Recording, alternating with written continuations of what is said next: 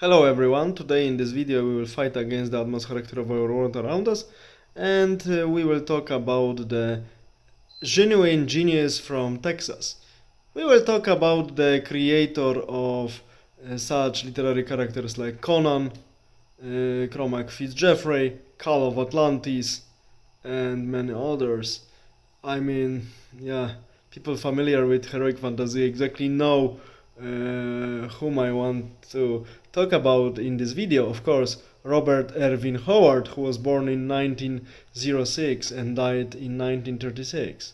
He was born in Priester in Texas, but the majority of his life he spent with his parents. He was the only child of them in the Cross Plains, about 2 hours drive from Dallas in Texas. And during his very young years, this place experienced economic boom and population boom due to the discovery of fossil fuels, oil exactly. So a small population of peaceful city, which was about before the population and economic boom, about 14 to 1500, exploded within very short time, very much, and reached about 10,000 or even a little bit more. So we can clearly imagine the conflicts between a local population and newcomers who didn't share their values and wanted to live in a different way. Majority of people who were coming there were only the ones who were willing to find a job, grab some money, and in most cases go somewhere else. People from all around the states, United States, and from almost also from other parts of the world. So nothing was connecting these people, only greed and need for income and willingness to earn more and more and more. So majority of newcomers who constituted this population boom in 20s in Cross Plains were people who can be categorized within two categories, like gold diggers or desperados who couldn't find their place somewhere else. That's why they went there to work in the booming oil industry and other industries associated with this. So this is the situation. His family situation was not very good either, because his father was a physician, which was fine, but his mother was a person who wanted to become quickly wealthy, and she realized quickly that marrying to normal physician in small city wouldn't fulfill her dreams. So she was additionally frustrated and very much connected to the family, and she was dedicating to them too much. That's why she paid for this a lot. She was suffering from tuberculosis, and she died in the middle age, in the still relatively not so advanced age. And her death also dragged together with her only son, Robert Irving Howard, because he was really emotional and too much connected to her. That's why he couldn't imagine living without his mother. So Robert Irving Howard was really genuine genius, but the nature of his genius was constituted from two very dangerous elements. He was extremely sensitive and really extremely talented. So this is really explosive and dangerous mixture, what we see from his biography. He was a bibliophile, I would even say pathological bibliophile. He was reading everything what he could. He really enjoyed Celtic stories, Viking stories, history, crusades.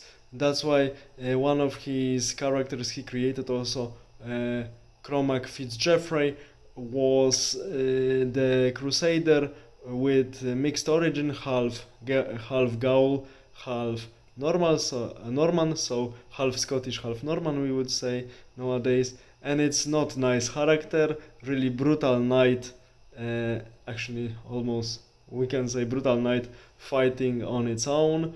And the most famous literary character created by Robert Irwin Howard, and my favorite, is of course Conan the Barbarian. But we should also remember about the predecessor of Conan, Call of Atlantis, and we should also look at his life. as a life of a person who experienced years of prosperity, booming economy, later immediately coming crisis like crisis of 1929 and early 30s. This all these all events are very well reflected in the literature he created, especially I think the reflection of his experience in blooming population of Cross Plains later in later in having this population dragged into the crisis and economic difficulty, we can find the reflection of these events in his stories, like the stories of Conan the Barbarian. We have such very plastic and, in my opinion, fabulous descriptions of the cities which are full of different criminal activity, and the districts that live only from this, like Arenjun, like Shadizar, and many other big cities that Conan is working there as a thief or later as a mercenary and so on. So now we know why Howard had such view on life, because from his own not so easy experience in Cross Plains. Another important issue is that there is a famous quotation from one of the stories of Conan telling to us that barbarism is a natural state of humankind, and barbarism has to always triumph over the civilization. And within this story, the character called as a borderer, so the guy who lives at the border of two kingdoms, tells to Conan exactly this. He conveys this content to him, that barbarism is a natural state of humankind. Civilization is something strange, something not permanent, that ultimately has to succumb to barbarism. And looking into our conditions, and this was happening nowadays, we see that most likely this is the case, because civilization makes people comfortable. Civilization makes people prone to be weak and prone to neglect the duties, neglect their physical shape, neglect even their intellectual capacities, because everything is given and people don't have to fight for resources anymore. So people start to live in the illusory comfort, and they think that it would last forever, but they forget that someone needs to work about it, to keep it work for it, sorry, to keep it running. And this is the weak point of civilization. That's why ultimately it has to succumb to barbarism, that at the end of the day is the natural state of the mankind.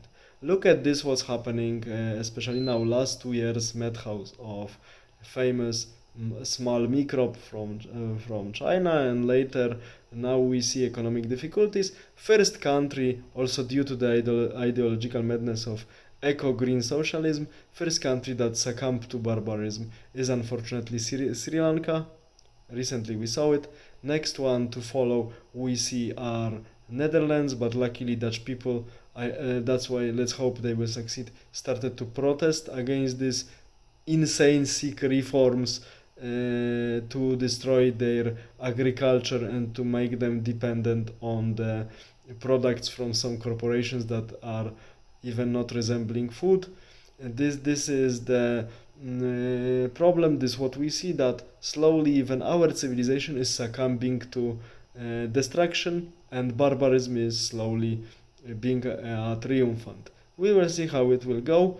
Luckily for us, just to study, because one should study history to know the world around him and understand better, and at the same time one should study good fantasy literature that resembles real world and real life, but it's written in such a way that it connects to two important things. It gives us entertainment, and as well as it teaches us the truth about ourselves.